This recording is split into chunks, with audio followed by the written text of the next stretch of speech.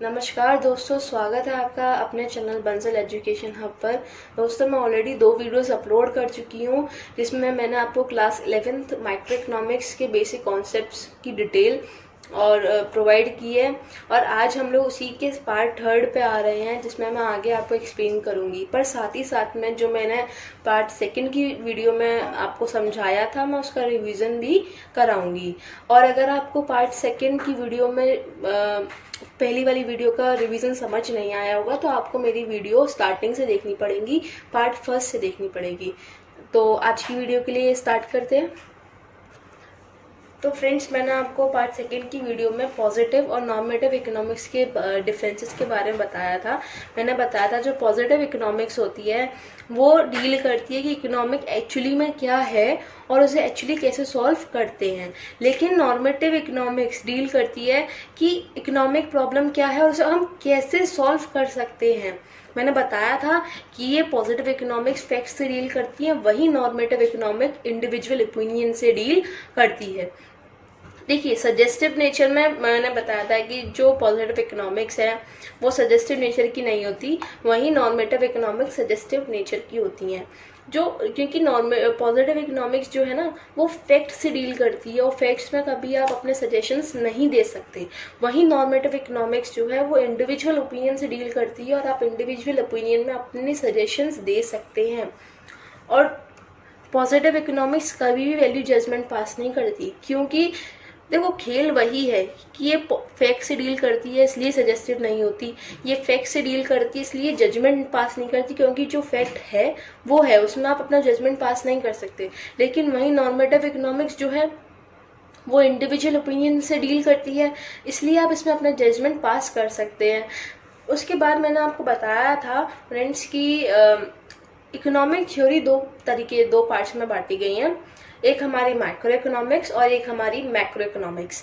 ठीक है, तो माइक्रो इकोनॉमिक्स को हम प्राइस थ्योरी बोलते हैं, तो इसमें इसको मैं शॉर्ट में एक्सप्लेन करती हूँ। तो माइक्रो इकोनॉमिक्स में क्या होता है कि हम लोग ना इंडिविजुअल यूनिट से डील करते हैं, यानी कि एक पर्टिकुलर कंज्यूमर हो गया, एक पर्टिकुलर फर्म हो गई या छोटे छोटे बिजनेसमैन हो गए। जो माइक्रो इकोनॉमिक्स है वो इन्हीं सब से डील करती है, इकोनॉमी से डील नहीं करती, बल्कि इकोनॉमी के छोटे छोटे पार्ट्स, यानी कि particular customer, small group of business हो गए या एक पर्टिकुलर फर्म हो गई, ये किसी भी इंडिविजुअल यूनिट से डील करती है। ठीक है, मैंने आपको माइक्रो इकोनॉमिक्स के एग्जाम्पल्स भी बताए थे कि माइक्रो इकोनॉमिक्स जैसे कि इंडिविजुअल इनकम क्या है, इंडिविजुअल आउटपुट क्या है, एक पर्टिकुलर कमोडिटी का प्राइस क्या है, और जो माइक्रो इकोनॉमिक्स है उसकी मेन टूल्स क्या क्या है, डिमांड और सप्लाई। वहीं मैक्रो इकोनॉमिक्स जो है वो एग्रीगेट से डील करती है, यानी कि पूरी इकोनॉमी से डील करती है, जिसमें पूरी इकोनॉमिक प्रॉब्लम्स आ जाती हैं, जैसे कि इन्फ्लेशन, अनएम्प्लॉयमेंट, पॉवर्टी, सब कुछ। ठीक है, जैसे कि एग्जांपल पे national income, aggregate output, aggregate consumption. जो मैक्रो इकोनॉमी के मेन टूल्स हैं वो क्या है, एग्रीगेट डिमांड और एग्रीगेट सप्लाई। दोस्तों याद रखिएगा, माइक्रो इकोनॉमिक्स में हम केवल डिमांड और सप्लाई से डील करते हैं, लेकिन मैक्रो इकोनॉमिक्स में हम लोग एग्रीगेट डिमांड और एग्रीगेट सप्लाई से डील करते हैं, क्योंकि ये पूरी इकोनॉमी से रिलेटेड होती है। इसमें एग्रीगेट का मतलब यही है, क्योंकि इकोनॉमी पूरी इकोनॉमी से रिलेट कर रही है, इकोनॉमी एज अ होल पूरी इकोनॉमी से रिलेट कर रही है, इसलिए हम लोगों ने ये वर्ड लगाया यहाँ पे एग्रीगेट।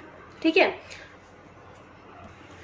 तो देखिए फ्रेंड्स, अगर हम लोग देखते हैं कि हम लोगों को माइक्रो इकोनॉमिक्स और मैक्रो इकोनॉमिक्स में डिफरेंसेस पता करने, तो देखो कैसे पता करेंगे। पहले तो हम लोग मीनिंग के बेसिस पे देखेंगे कि micro economics is that part of economic theory जो कि इंडिविजुअल यूनिट से डील करती है। वहीं मैक्रो इकोनॉमिक्स बिहेवियर स्टडी करती है, एग्रीगेट पूरी इकोनॉमी का। ठीक है, और टूल्स इसके डिमांड और सप्लाई हैं, वहीं इसके एग्रीगेट डिमांड और एग्रीगेट सप्लाई हैं। अच्छा, एम्स, ये कुछ नया टॉपिक है। ये एम्स का क्या मतलब है कि it aims to determine price of a commodity और फैक्टर ऑफ प्रोडक्शन, यानी कि एक कमोडिटी की प्राइस और उसके फैक्टर ऑफ प्रोडक्शन। लेकिन वहीं मैक्रो इकोनॉमिक्स जो है वो डिटरमाइन करती है इनकम और एम्प्लॉयमेंट पूरी इकोनॉमी के लेवल पर, यानी कि पूरी इकोनॉमी के लेवल पर आपकी क्या इनकम हो रही है या हर पर्सन की कितनी इनकम हो रही है और एम्प्लॉयमेंट इस टाइम पे कितना, यानी कि ये पूरी इकोनॉमी से डील कर रही है। ठीक है, अब देखिए आगे के टॉपिक है हमारा सेंट्रल प्रॉब्लम ऑफ इकोनॉमी। तो देखिए, central problem of economy 3 types की होती हैं। What to produce, how to produce and for whom to produce. क्या प्रोड्यूस करें, कैसे प्रोड्यूस करें और किसके लिए प्रोड्यूस करें। यहाँ प्रोड्यूस से मेरा मतलब है गुड्स एंड सर्विसेज का। आप क्या प्रोड्यूस कर रहे हो, इकोनॉमी में गुड्स एंड सर्विसेज प्रोड्यूस होती हैं, ठीक है। तो देखो व्हाट टू प्रोड्यूस क्या बोलता है, this problem involve selection of goods and services to be produced and the quantity of to be produced of each selected commodity. पहले तो हम लोगों को ये डिसाइड करना है कि हमें कौन सी कमोडिटी बनानी है और फिर उसके बाद ये डिसाइड करना है कि वो कितनी क्वांटिटी में बनानी है, ठीक है। देखो इन्वॉल्व कर रही है, हम लोग इसमें क्या करते हैं, सेलेक्ट करते हैं कि हमें किस कौन कौन सी गुड्स एंड सर्विसेज प्रोड्यूस करनी है और कितनी क्वांटिटी में प्रोड्यूस करनी है। और ये हर सेलेक्टेड कमोडिटी के साथ होगा। जैसे कि अगर हमने बोला कि हम लोग को केवल और केवल कंज्यूमर गुड्स बनाने हैं, ठीक है, यानी कि वीट सीरियल्स, अगर हम लोग को ये चीज़ बनानी है तो हम लोग को पहले डिसाइड करना होगा। हमने डिसाइड कर लिया कि हम लोग को कंज्यूमर गुड्स बनाने हैं, तो हमें उसके बाद ये भी डिसाइड करना है कि हमें कितनी क्वांटिटी में कंज्यूमर गुड्स बनाने हैं। तो बेसिकली ये कहता है, आप बहुत छोटे से उसमें याद रखिए, ये सेलेक्ट करता है कि हमें कौन कौन से गुड्स एंड सर्विसेज बनाने हैं और कितनी क्वांटिटी में बनाने हैं बस, ठीक है। अब देखिए ये प्रॉब्लम अराइज क्यों हुई।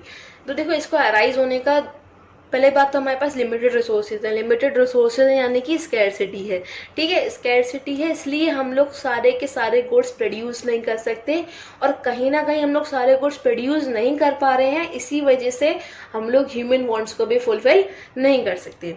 अब देखो व्हाट टू प्रोड्यूस को दो कंटेंट में आगे डिवाइड करा गया है। What possible commodities to produce, कौन कौन सी पॉसिबल कमोडिटीज हैं जो हम प्रोड्यूस कर सकते हैं, and how much to produce, और कितनी प्रोड्यूस करनी है। देखो कैसे, अगर मैं आपको एग्जांपल देती हूँ कि मान लीजिए हमने एक साइड रखे हमारे कंज्यूमर गुड्स और एक साइड रखे हमारे प्रोड्यूसर गुड्स।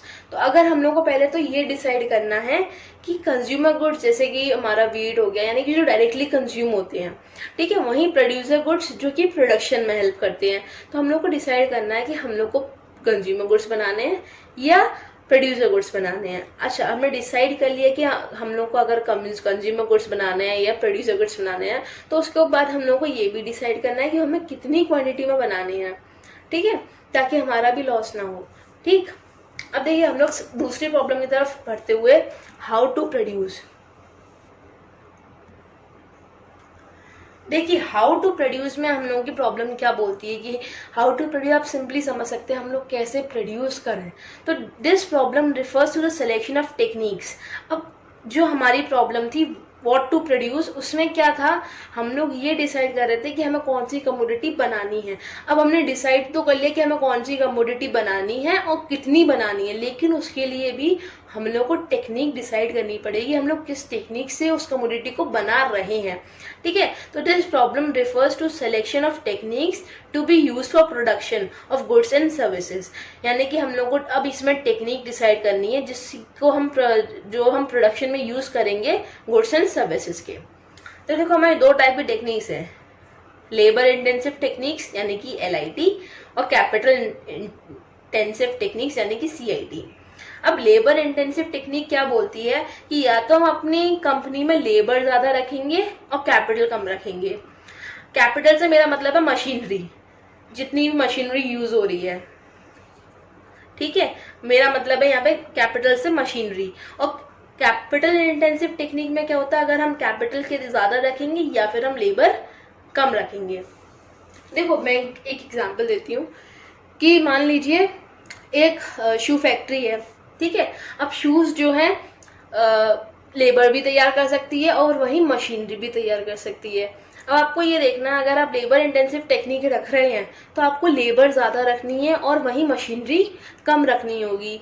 अगर आपने कैपिटल इंटेंसिव टेक्निक चूज करी है तो आपको कैपिटल यानी कि मशीनरी ज़्यादा रखनी है और लेबर कम रखनी है। वो अपने अपने बजट के अकॉर्डिंग होता है कि आप कौन सी टेक्निक यूज करोगे। मेनली इंडिया में लेबर इंटेंसिव टेक्निक रखी जाती है क्योंकि इंडिया में अनएम्प्लॉयमेंट प्रॉब्लम है इस वजह से, ठीक है। और अगर आप इसको आप एक और एग्जांपल भी दे सकते हैं, कपड़े हैं जो जैसे कि गोटादार, जैसे कि कढ़ाईदार कपड़े होते हैं, जैसे कि हैंडमेड क्लोथ्स जो होते हैं, आप उन्हें मशीनरी से भी तैयार कर सकते हैं, वहीं आप उनको लेबर से भी तैयार करवा सकते हैं। लेकिन डिसीजन आपका होता है कि आप लोग लेबर इंटेंसिव टेक्निक लोगे या कैपिटल इंटेंसिव टेक्निक लोगे। देखो याद केवल आपको इतना रखना है, अगर आपने लेबर इंटेंसिव टेक्निक यूज करी तो इसमें लेबर ज्यादा होगी और कैपिटल कम होगी, और अगर आपने कैपिटल इंटेंसिव टेक्निक यूज करी है तो उसमें कैपिटल ज्यादा होगी और लेबर कम होगी। ठीक है, तो देखिए अब हम लोग तीसरी प्रॉब्लम के ऊपर आ गए, फॉर हुम टू प्रोड्यूस। अब हमें किसके लिए प्रोड्यूस करना है। मैं देखो आपकी छोटी सी मैं आपको इसके लिए हिंट दूंगी। हमारी सोसाइटी में दो टाइप के लोग होते हैं जो कि दो टाइप के सामान लेते हैं। एक तो हमारा बेसिक नीड हो जाती है, बेसिक नीड, और वहीं हमारे होते हैं लग्जीरियस आइटम्स। ठीक है, तो अब देखो बेसिक नीड वाले जो है ना वो मिडिल क्लास लेवल तक चलते हैं, जहाँ लग्जरी आइटम्स की बात आ जाती है तो वो हाई सोसाइटी की बात हो जाती है। यानी कि अब आपको ये डिसाइड करना है कि आपको जो गुड्स प्रोड्यूस करने हैं वो मिडिल क्लास लोगों के लिए करने हैं या फिर लग्जीरियस आइटम्स करने हैं जो कि हाई लेवल सोसाइटी में आते हैं। ठीक है, देखो this problem relates to the distribution of produce goods and services among individuals in the economy. यानी कि जो अलग अलग ग्रुप्स हैं, एक हम आप जैसे आप जानते हैं लोअर लेवल, मिडिल लेवल और अपर लेवल सोसाइटी है या हाई लेवल सोसाइटी बोल सकते हैं। अब आपको ये डिसाइड करना है जो गुड्स आपने प्रोड्यूस कर रहे हैं वो किस उस लेवल ऑफ सोसाइटी में जाएंगे, या तो मिडिल क्लास फैमिली के लिए होंगे या एकदम पॉवर्टी वाले लोगों के लिए होंगे या फिर बेसिक नीड वाले या फिर लग्जरियस आइटम होंगे। ठीक है, अब देखिए फॉर होम टू प्रोड्यूस को हमने आगे दो फर्दर डिविजन इसके करे हुए हैं, पर्सनल डिस्ट्रीब्यूशन और फंक्शनल डिस्ट्रीब्यूशन। देखिए पर्सनल डिस्ट्रीब्यूशन क्या बोलता है, it means how national income of an economy is distributed among different group of people. यानी कि जो नेशनल इनकम है इकोनॉमी की वो कैसे डिस्ट्रीब्यूट हो रही है अलग अलग लोगों के डिफरेंट ग्रुप ऑफ पीपल में। ठीक है, यानी कि अलग अलग जो लोग हैं उनमें वो कैसे नेशनल इनकम जो है वो डिस्ट्रीब्यूट हो रही है। वहीं हम फंक्शनल डिस्ट्रीब्यूशन में ये देखेंगे, it involve deciding the share of factors of production. यानी कि हमारे क्या फैक्टर ऑफ प्रोडक्शन है पूरे नेशनल प्रोडक्ट, यानी कि देखो जीडीपी, एक तरीके से हम इसको जीडीपी बोल सकते हैं। यानी कि हमारे इकोनॉमी में, हमारे कंट्री की इकोनॉमी में कितने फैक्टर्स ऑफ प्रोडक्शन है। ठीक है, तो बहुत इजी, वैसे अक्सर पूछा नहीं जाता है, आप बस इतना भी लिख के आएंगे तो भी वो स्कोरिंग होता है। ठीक है, अब देखो आगे हम लोग पढ़ रहे हैं अपॉर्चुनिटी कॉस्ट। बहुत छोटा और इजी टॉपिक है, लेकिन आपको कॉन्सेप्ट क्लियर होना चाहिए कि अपॉर्चुनिटी कॉस्ट है क्या। काफी बच्चे कंफ्यूज हो जाते हैं, लेकिन मैं कोशिश करूंगी कि आप लोग कंफ्यूज ना हो। देखिए opportunity cost is the cost of next best alternative forgone. यानी कि देखो मैं एक एग्जांपल देती हूँ, आपके पास 20 रुपए हैं। ठीक है, आपके पास 20 रुपए हैं, या तो आप 10-10 की जो 2 चॉकलेट्स खरीद सकते हैं या फिर आप 5-5 की 4 चॉकलेट्स खरीद सकते हैं। ठीक है, अब आपको डिसाइड करना है कि आपको, अगर 2 लोग हैं, ठीक है 2 लोग हैं तो एक एक चॉकलेट ही मिलेगी दोनों को। लेकिन अगर वहीं 4 लोग हैं, सॉरी 4 चॉकलेट्स हैं और 2 लोग हैं तो 2-2 चॉकलेट्स हर दोनों में एक एक को मिलेगी कि नहीं मिलेगी। तो अब आप ये देखिए आपको 1 चॉकलेट खानी है या 2 चॉकलेट खानी है। मेरा कहने का मतलब ये है कि जो आपको सेटिस्फेक्शन प्रोवाइड करिए, जहां आपको सेटिस्फेक्शन प्रोवाइड हो जा रहा है उसकी पिछली वाली जो कॉस्ट होती है ना वो अपॉर्चुनिटी कॉस्ट है। देखिए इस वाले एग्जांपल से आप इसे अच्छे से समझ लेंगे। सपोज आपको 2 घंटे पढ़ना है, ठीक है, और आपके पास 2 सब्जेक्ट्स हैं, या तो आप बिजनेस पढ़ेंगे या इकोनॉमिक्स पढ़ेंगे, लेकिन आपके पास टाइम लिमिट 2 घंटे है। और एक चीज और, आप अगर इसका बिजनेस का एक चैप्टर पढ़ते हैं तो आप पूरे 2 घंटे इसमें लगा देंगे, और अगर इकोनॉमिक्स का चैप्टर पढ़ते हैं तो पूरे 2 घंटे इसमें लगा देंगे। तो देखिए आप जो डिसाइड करेंगे, अगर आपको बिजनेस पढ़नी है, अगर आपको बिजनेस पढ़नी है तो जो इकोनॉमिक्स है ना वो आपकी अपॉर्चुनिटी कॉस्ट होगी, क्योंकि आपने बिजनेस पढ़ने के लिए इकोनॉमी को गवाया है, खोया है, और इसके लिए आपको आगे 2 घंटे और देने पड़ेंगे। यानी कि ये इकोनॉमिक कॉस्ट है हमारी, अपॉर्चुनिटी कॉस्ट है हमारी। ठीक है, जो चीज हम लोग पाने के लिए दूसरे अल्टरनेटिव को हम छोड़ देते हैं, सेक्रीफाइस कर देते हैं, वो हमारी अपॉर्चुनिटी कॉस्ट होती है। तो वही ऊपर लिखा है, opportunity cost is the cost of next best alternative for good. यानी कि जो आपने एक लेवल चूज करा, उसके ऊपर जो आपको सेटिस्फेक्शन लेवल मिली ना, वो चीज हो जाती है। यानी कि जो हमें सेटिस्फेक्शन लेवल अगर 1 पे मिली, उसके नीचे सेकंड नंबर भी तो था, तो यहाँ पे जो आपने खोया है वो हमारी अपॉर्चुनिटी कॉस्ट हो जाती है। The amount of other good, यानी कि किसी एक गुड और सर्विसेज जो हमने सेक्रीफाइस की हैं दूसरी गुड और सर्विसेज को ऑब्टेन करने के लिए, वो होता है हमारा अपॉर्चुनिटी कॉस्ट। जैसे कि समझिए, अभी आप एक एग्जाम्पल और मैं देती हूँ, बहुत अच्छा सा एग्जाम्पल मेरे दिमाग में आया है। देखिए, मैंने आपको एक आइसक्रीम ऑफर करी, मैंने कहा आप एक आइसक्रीम खाइए, ठीक है, लेकिन आपने तब आपका मन नहीं था और आपने मना कर दिया या ऐसा कुछ भी, लेकिन उसके तुरंत बाद, या मैंने आपको एक आइसक्रीम ऑफर करी, आप नहीं खा पाए, लेकिन उसके तुरंत बाद जो है आपको अच्छी सी ट्रीट मिल गई एक होटल में, या कैसे भी आपको एक अच्छी ट्रीट मिल गई। देखिए, अब आपको ये बताइए, मैंने आपको एक आइसक्रीम ऑफर करी थी, वहीं आपको होटल में ट्रीट भी मिल गई, ठीक है।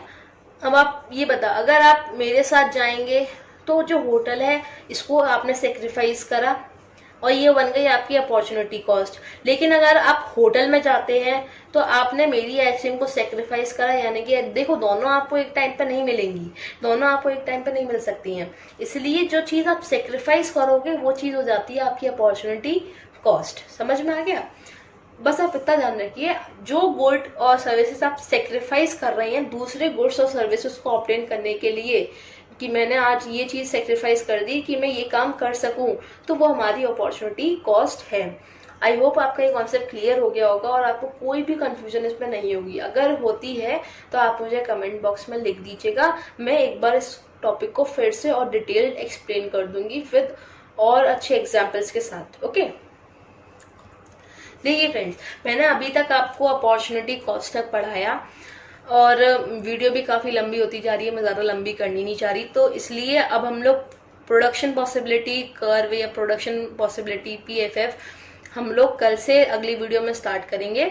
और आज की वीडियो में आपको जो भी डाउट हो आप कमेंट सेक्शन में मेंशन करना, मैं पूरी कोशिश करूंगी उसे सॉल्व करने की। और प्लीज़ मुझे ऐसे ही सपोर्ट करते रहिएगा ताकि मुझे और मोटिवेशन मिलती रहे कि मैं आपके लिए और अच्छी अच्छी वीडियोस लाती रहूं और आपके कॉन्सेप्ट क्लियर करती रहूं।